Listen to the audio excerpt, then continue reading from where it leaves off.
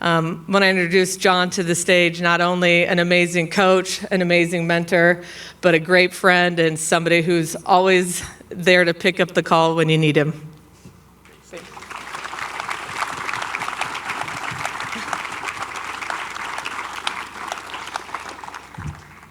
Well, thank you. This is pretty overwhelming to have a statue up here.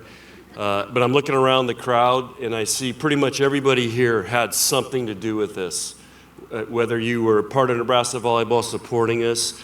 And like Troy said, it's a team effort. And so you guys should all feel proud of this and what this really stands for and means, because it's pretty significant.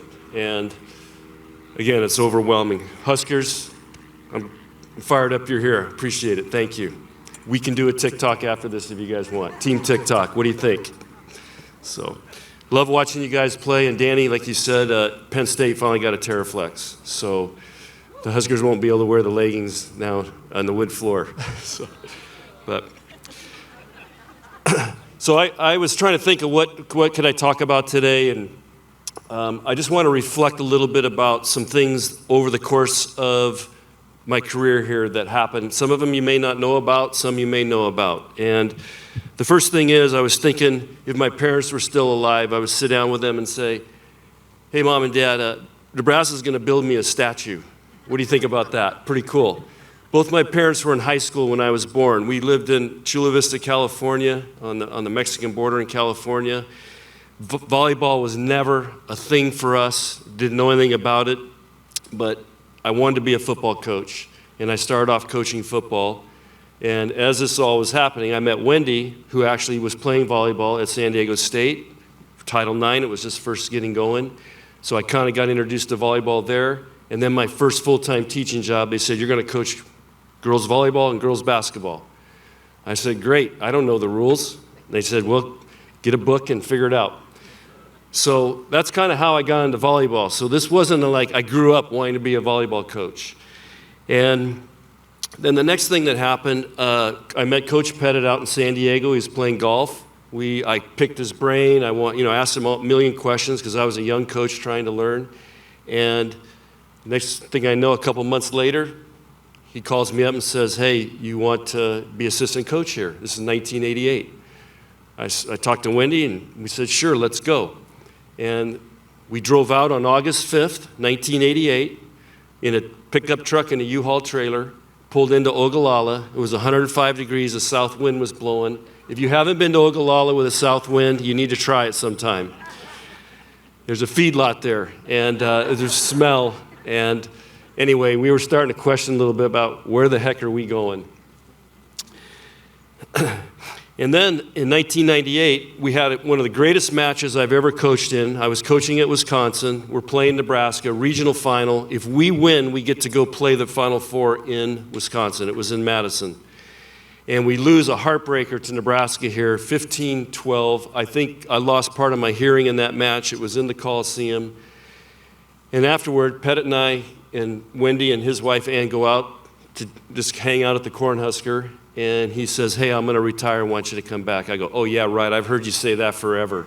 And Ann turns to me and says, no, this is for real. So then I got a chance to meet Bill Byrne. And I've gone through a lot of ADs here.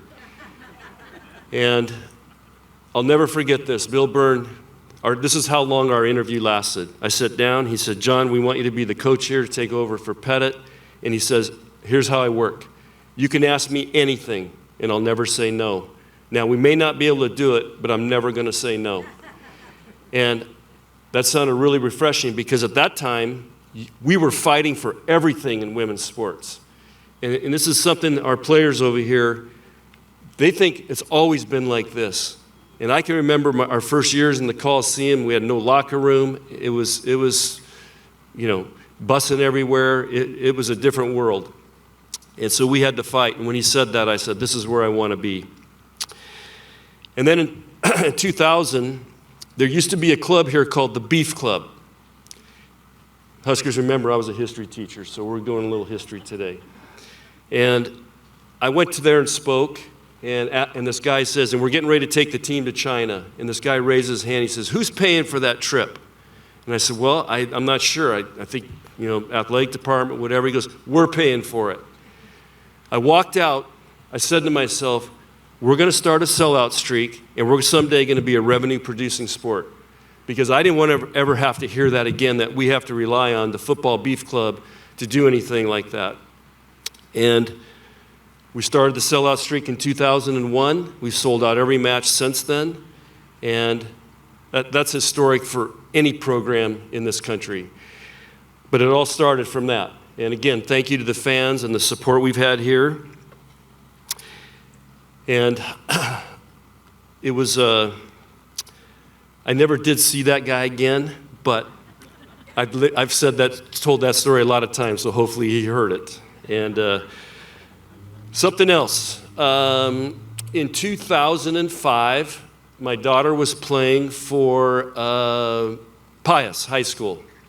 She was a freshman there, and they had a priest that would go with them to all the matches, Father Courtney. And one day I went to one of Lauren's matches, and he came up to me and he gave me this rosary. And he said, you need to coach with this. This has been in my pocket for every match ever since 2005. And just little things like that, and what helped with that, Coach Krzyzewski also had a rosary, I found out, in his whole coaching career. Sometimes we need something to stand on, something a little extra, and I appreciate the people that think and offer something like that. And then in 2006, we had this great team coming back. That's when Danny went to libero, and the National Player of the Year, Christina Hoteling, hurt her shoulder, was out. So we were down to 2 outside hitters left besides Jordan Larson, and it was Danny Mancuso. And we're getting ready to play. We get to the Final Four. We beat UCLA in the semifinals. We're getting ready to play Stanford, who had an unbelievable team in the finals, and I'm thinking, there's no way we're going to win this match. That's how coaches think sometimes. And at 2:11 in the morning, Danny texts me and says, Coach, dream big, dream like a champion tonight. And that has been the theme ever since then, to dream big. And she started that. She actually sent me a beautiful text today. She couldn't be here, as one of her about 18 kids that she had to go to the doctor or something. She has a huge family. She married Roy Halu, a running back here. And then in 2012, it's announced that the Pinnacle Bank Arena is going to be built. And I get a call from the reporters, hey, are you guys going to go into Devaney? And my comment was, if it's not, why would we go to Devaney if it's not good enough for basketball? Why is it good enough for volleyball? I get a call about 20 minutes later. Coach Osborne's secretary, he was the athletic director at the time, he says, get over here. So I walk in and she goes, his veins are popping out. I've never seen him so mad. And he had been working with the regents to get Devaney ready for us to move. And again, this is a true story. And I said, Coach, sorry. He goes, you just blew the whole thing. I mean, he was really mad. And he said, well, what do we have to do to get you to move in there? I said, Coach, there's 7 things. We sat down on a piece of paper on his desk and wrote down the 7 things. Number 1 was women's bathrooms. So you're welcome. Because in the Coliseum, there was 1 women's bathroom. And I remember seeing the lines in between games 2 and 3 all the time. And that was number 1 on the list, more women's bathrooms. So moving to Devaney was epic. 9,000 selling out. And I think Troy is going to increase the capacity because there's such a demand for tickets.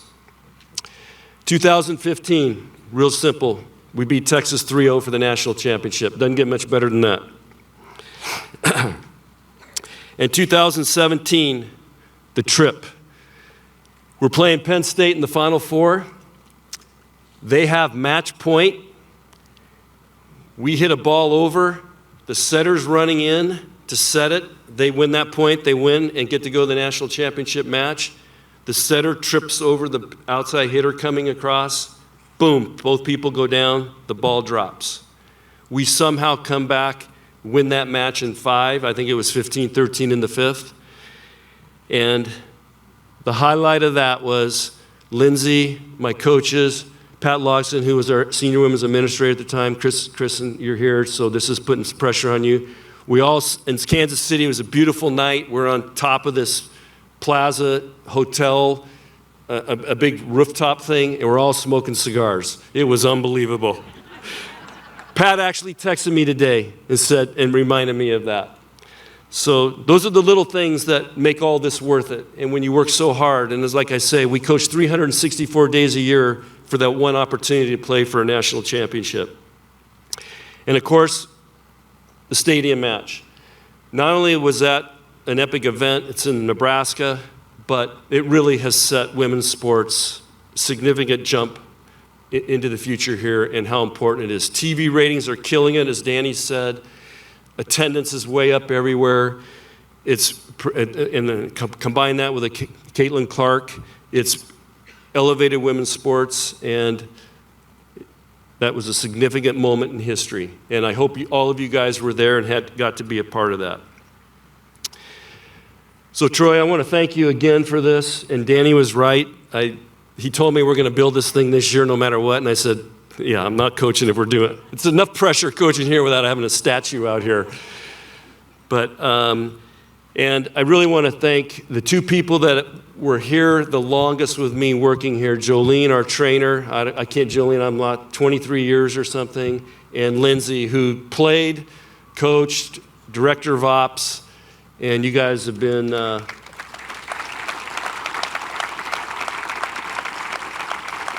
big part of that journey. So they deserve a lot of credit. And then none of this happens without my wife, Wendy.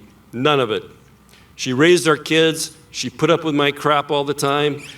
She had to go through the highs and lows of coaching.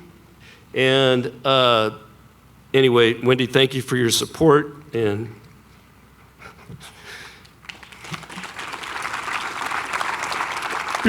be in my team. And George and Ladine, thank you. I've known George for a long time. Going through this process was really cool on how they do this. These artists are amazing what they do. And to see the process go through and how they do it, it's truly remarkable. If you ever get a chance to go to a studio, do it. Having said that, again, thank you everybody for being here.